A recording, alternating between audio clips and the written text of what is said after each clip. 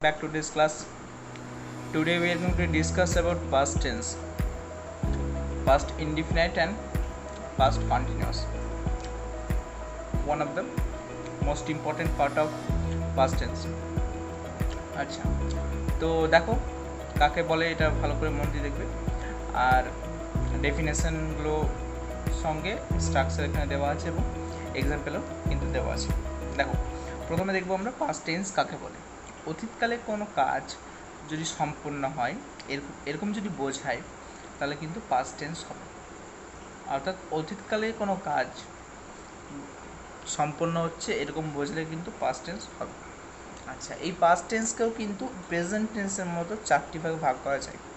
কি কি? Past indefinite বা simple past, past continuous, past perfect এবং পাস্ট পারফেক্ট কন্টিনিউয়াস। প্রথম ক্লাসে আমরা আলোচনা করেছিলাম টেন্সের। আচ্ছা, এর আগেও আমি ভিডিও করেছি, অর্থাৎ এই টেন্সের ওপর প্রেজেন্ট টেন্সের চারটা ভাগের উপর ভিডিও আগের ভিডিওতে করা আছে, এবং এখন পাস্টে ইনডিফিনিট এবং কন্টিনিউয়াস আমরা দেখব। এগুলো নিয়ে ডিটেলসে আলোচনা করব। দেখো, তাহলে পাস্ট ইনডিফিনিট বা সিম্পল পাস্ট টেন্সটা কাকে বলে এটা মন দেখে দেখো। অতীতকালে কোনো সাধারণ কাজ বা কোনো অভ্যাসগত কাজ বোঝালে এই টেন্সটা হয়। অতীতকালে কোনো সাধারণ কাজ, অর্থাৎ অতীতকালে কোনো সাধারণ কাজ, কমন একটা ওয়ার্ক বা কোনো হ্যাবিচুয়েটেড ওয়ার্ক মানে অভ্যাসগত কাজ যদি বোঝায়, তাহলে এই পাস্ট ইনডিফিনিট বা সিম্পল পাস্ট টেন্সটা কিন্তু হবে। ঠিক আছে, এই টেন্সকেও অন্য টেন্সের মতো চারটা সেন্টেন্সে আমি কিন্তু স্ট্রাকচারে ভাগ করেছি, যাতে তোমাদের বুঝতে সুবিধা হয়। স্ট্রাকচারগুলো মনে রাখলে তোমরা সেন্টেন্সগুলো ইজিলি ওয়েতে ট্রান্সলেট করতে পারবে। দেখো, ফার্স্ট হচ্ছে assertive, then negative, then interrogative and then interrogative negative. আমার যদি ভিডিওগুলো ফলো করেছো তাহলে তোমরা দেখতে পাবে এই স্ট্রাকচারে আমি সাজিয়েছি সবগুলো। ঠিক আছে, দেখো অ্যাসার্টিভে যেটা আছে subject plus past form of main verb plus object. Present ইনডিফিনিটের মতোই এটা পাস্ট ইনডিফিনিটটা, ওখানে ছিল present form of main verb, এখানে আছে past form of main verb.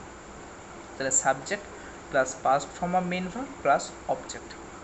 ঠিক আছে, এক্সাম্পল দেখো মন দিয়ে। আমি অঙ্কটি করেছিলাম, আমি অঙ্কটি করেছিলাম। আই ডিড দ্য সাম। কেন ডিড করলাম? এই দুটো টেন্স অর্থাৎ প্রেজেন্ট ইনডিফিনাইট এবং পাস্ট ইনডিফিনাইট, এই দুটো টেন্সের ডু ভার্বের সাহায্য নিতে হয়। কেন হয়? কারণ আদার্স যে অক্সিলারিগুলো আছে অর্থাৎ বি ভার্ব এবং হ্যাভ ভার্ব এখানে থাকে না। যেহেতু থাকে না, সেহেতু আমাদেরকে ডু ভার্বের সাহায্যটা নিতে হয়। প্রেজেন্টের ক্ষেত্রে আমরা এখানে নিয়েছিলাম। আচ্ছা, এখানে যদি আমি ডু ভার্বের সাহায্য ইউজ করিনি, কারণ ডিড মানে এখানে করা, করেছিলাম। ঠিক আছে, এখানে কোনো রকম আমি কমপ্লিমেন্টেড বা অক্সিলারি ভার্বের সাহায্য এখনও পর্যন্ত নিইনি। নেগেটিভ এবং ইন্টারগেটিভে আমাকে ডু ভার্বের সাহায্য নিতে হবে। আচ্ছা দেখো, আমি অঙ্কটি করেছিলাম, আই ডিড দ্য সাম।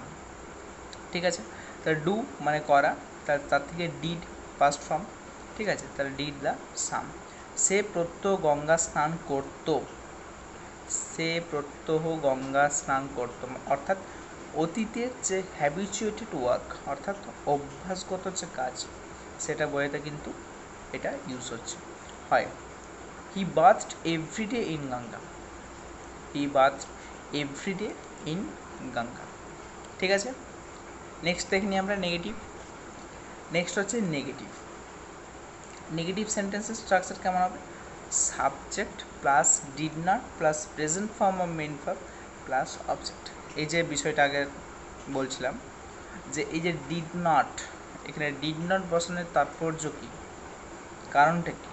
কারণ হচ্ছে এখানে কোনো বি ভার্ব এবং হ্যাভ ভার্ব নেই, অর্থাৎ অন্য যে অক্সিলারি ভার্বগুলো থাকে সেগুলো নেই। যেহেতু নেই, সেহেতু আমার কমপ্লিমেন্টারি হিসাবে একটা ডু ভার্ব নিতে হবে, ডু ভার্বের সাহায্য নিতে হবে। যেহেতু পাস্ট ইনডিফিনিট টেন্স, তাই ডু ভার্বের যে পাস্ট ফর্ম অর্থাৎ ডিড, সেই ডিডের আমি সাহায্য এখানে নিয়েছি। আর যেহেতু নেগেটিভ, সেহেতু ডিড নট। এবং present form of main verb. কেন প্রেজেন্ট ফর্ম? যেহেতু আমি ডু ভার্বের সঙ্গে পাস্ট করে দিয়েছি, ডু ভার্বটাকে অর্থাৎ ডিড করে দিয়েছি, তাই আর কিন্তু মেন ভার্বটা পাস্টে রাখবো না, সেটাকে প্রেজেন্ট হয়ে যাবে। তাহলে subject plus did not plus present form of main verb plus object. Example দেখো, তারা সেখানে যায়নি, দে ডিড নট গো দেয়ার। তারা সেখানে গিয়েছিল, তারা সেখানে যায়নি, দে ডিড নট গো দেয়ার। তুমি খেলাটি দেখোনি, তুমি খেলাটি দেখেছিলে, তুমি খেলাটি দেখোনি, you did not see the match. ঠিক আছে, তারপর দেখো ইন্টারোগেটিভ। জানো সবাই যে প্রশ্নবোধক বা প্রশ্নসূচক যে সেন্টেন্স থাকে আমাদের, সেই সেন্টেন্সের স্ট্রাকচার কেমন হবে? Did plus subject plus present form of main verb plus object plus question mark. এখানে কিছুই করতে হয়নি, শুধুমাত্র সাবজেক্টের জায়গায় ডিড এবং ডিডের জায়গায় সাবজেক্টটাকে বসিয়ে দিলেই কিন্তু ইন্টারোগেটিভ হয়ে যাবে। দেখো, ছেলেগুলি কি ফুটবল খেলেছিল? খেলছিল হবে না, খেলেছিল। এই ভার্বগুলোর দ্বারা বুঝতে পারবে যে কোনটা টেন্স আছে এবং কোনটা স্ট্রাকচার অনুযায়ী কী কী হবে। দেখো, ছেলেগুলি কি ফুটবল খেলেছিল? Did the boys play football? Did the boys play football? আচ্ছা, এখানে ইন্টারোগেশন যে সাইনটা অর্থাৎ কোশ্চেন মার্ক যেটা বলি আমরা, সেটা কিন্তু মাস্ট, সেটা না দিলে কিন্তু পুরোটাই ভুল। ঠিক আছে, শিশুটি কি ঘুমিয়েছিল? নেক্সট সেন্টেন্স দেখো, শিশুটি কি ঘুমিয়েছিল? Did the baby sleep? Did the baby sleep? ঠিক আছে, নেক্সট আমরা দেখে নিই ইন্টারোগেটিভ নেগেটিভ। ইন্টারোগেটিভ নেগেটিভ কী হবে? Did plus subject plus not plus present form of main verb plus object. Present ইনডিফিনিটটা ভালো করে দেখলেই এই পাস্ট ইনডিফিনিট কিন্তু হয়ে যাবে, কারণ ওইখানে ডু আছে আর ডাজ আছে, এখানে একটাই আছে, সেটা হচ্ছে ডিড। ঠিক আছে, ডু এর পাস্ট। দেখো, লোকটি কি গতকাল বাড়ি আসেনি? লোকটি কি গতকাল বাড়ি এসেছিল, এটাকে ভাবতে হবে। তারপর লোকটি গতকাল বাড়ি আসেনি, অর্থাৎ did the man not come home yesterday? Did the man not come home yesterday? Come মানে আসা। ঠিক আছে, তুমি কি নদীতে স্নান করতে না? অর্থাৎ অতীতে কি তুমি অভ্যাসগত কাজটা করতে না? Did you not bath in the river? Did you not bath in the river? ঠিক আছে, আচ্ছা এখানে দেখো চারটা এক্সট্রা এক্সাম্পল দেওয়া আছে। সে তার পিতাকে একটি চিঠি লিখেছিল।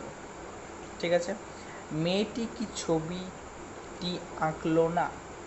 সে তাড়াতাড়ি ফিরেনি। আমরা কি রোজ বিকেলে হাঁটতাম? ঠিক আছে, এই চারটা এক্সাম্পল এখানে দেওয়া আছে, এগুলো অবশ্যই করবে।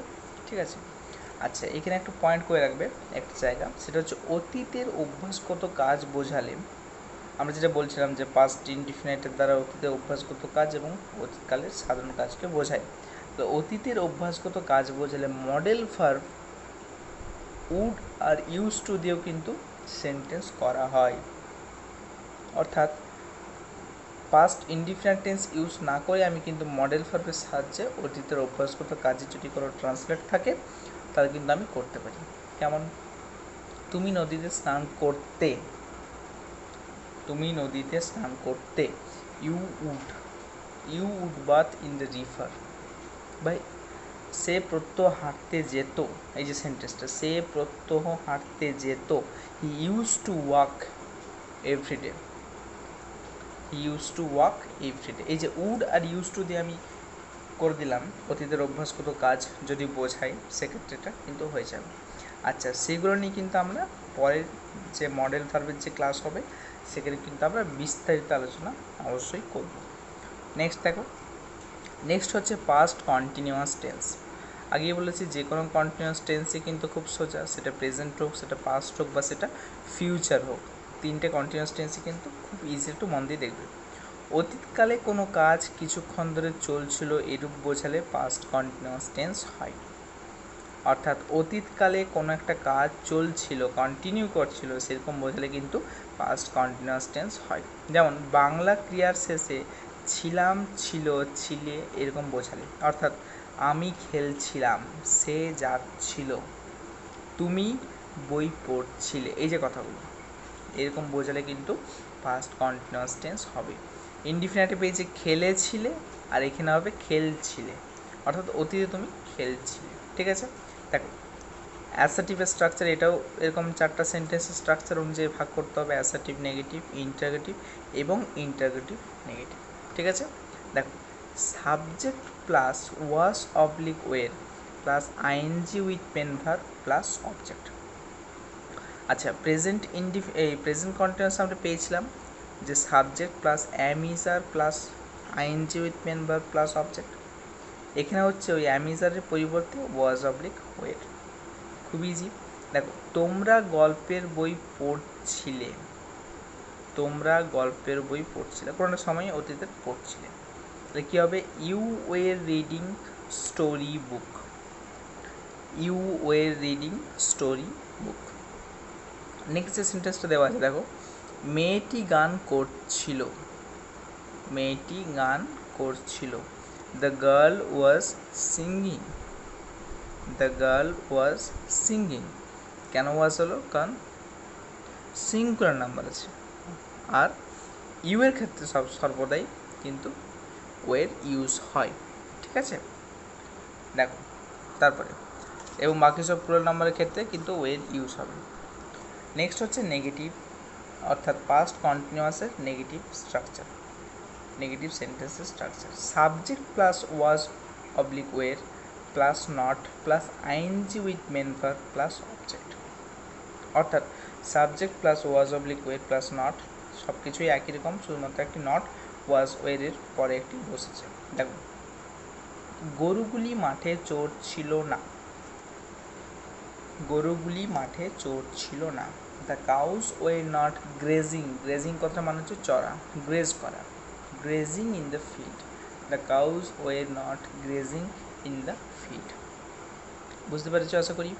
দেখো নেক্সট, ট্রেনটি দ্রুত ছুটছে না, ট্রেনটি দ্রুত ছুটছে না, the train was not running fast, the train was not running fast. ঠিক আছে, নেক্সট যে সেন্টেন্সটা দেওয়া আছে দেখো, এই যে স্ট্রাকচারটা দেওয়া আছে সেটা হচ্ছে ইন্টারোগেটিভ, অর্থাৎ প্রশ্নসূচক। কী হবে? ওয়াজ অবলিক ওয়ের, এখানে প্লাস বসবে, প্লাসটা বসানো হয়নি, was oblique were plus subject plus ING with main verb plus object plus question mark কিন্তু মাস্ট।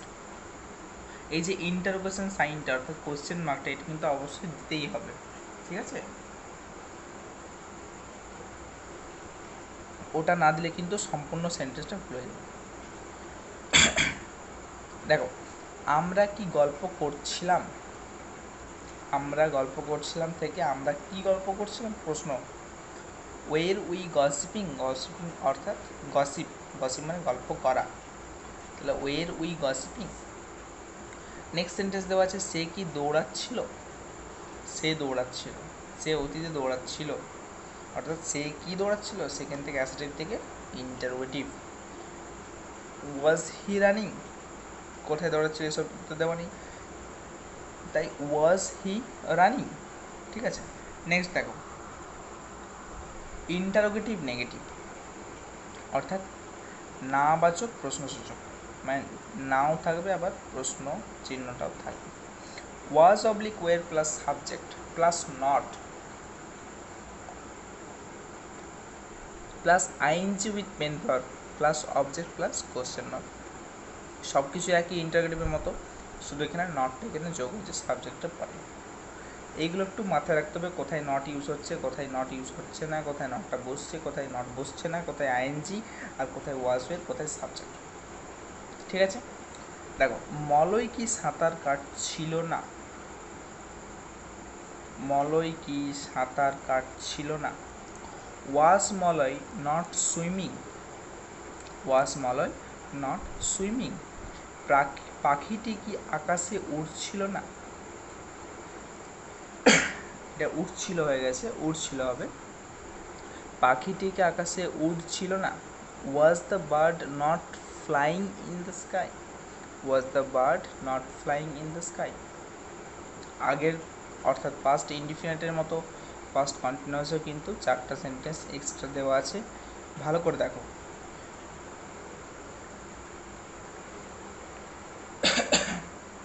দেখো, তুমি কি উপন্যাস পড়ছিলে? রাখাল বালকটি বাঁশি বাজাচ্ছিল। তারা পুকুরে মাছ ধরছিল না। মেয়েটি কি ফুল তুলছিল না? ঠিক আছে, বোঝা গেছে। নেক্সট দেখো। আচ্ছা, আজকের ক্লাস আমাদের হচ্ছে পাস্ট ইনডিফিনিট বা সিম্পল পাস্ট এবং পাস্ট কন্টিনিউয়াস, এই দুটো টেন্সকে ভিত্তি করে। ঠিক আছে, দেখো এই দুটো টেন্সের উপর মোটামুটি ট্রান্সলেশন কিছু হয় এবং এখানে আমি কিছু ট্রান্সলেশন দিয়েছি ওই টেন্সের উপর, দুটো টেন্সের উপর ভিত্তি করে। ঠিক আছে, আমি আগের ভিডিওতে পাস্টের এই প্রেজেন্টের 4টা ভাগ নিয়ে আলোচনা করেছি, প্রেজেন্ট ইনডিফিনিট, কন্টিনিউয়াস, পারফেক্ট এবং পারফেক্ট কন্টিনিউয়াস। আজকে পাস্ট ইনডিফিনিট, পাস্ট কন্টিনিউয়াস নিয়ে আলোচনা করছি। পরবর্তী ভিডিওতে আবার পাস্ট পারফেক্ট এবং পাস্ট পারফেক্ট কন্টিনিউয়াস নিয়ে আলোচনা করা হবে। ঠিক আছে, আচ্ছা দেখো 10টা 20টা ট্রান্সলেশন তোমার এখানে দেওয়া আছে।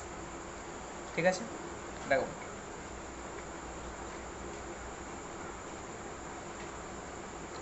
শিক্ষক মহাশয় আমাদের পড়াচ্ছিলেন। নেক্সট হচ্ছে সে তাড়াতাড়ি ফিরে এসেছিল।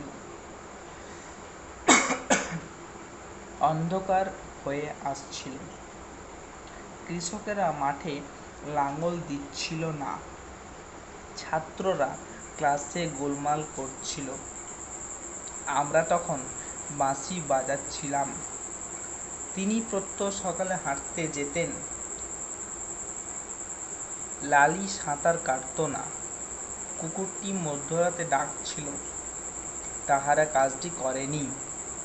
এই যে 10টি সেন্টেন্স অর্থাৎ 10টি বাক্য, এগুলো এলোমেলো করে দেওয়া আছে, অর্থাৎ কোনোটা ইনডিফিনিট, কোনোটা কন্টিনিউয়াস। ঠিক আছে, আবার এদিকেও 10টা সেন্টেন্স কিন্তু একই রকমভাবে দেওয়া আছে। দেখো, মেয়েটি কি নাচ করছিল না? তুমি কি উপন্যাস পড়ছিলে? আপনারা কি প্রাতঃভ্রমণে যেতেন? গরুগুলি কি গাছের নিচে বসেছিল?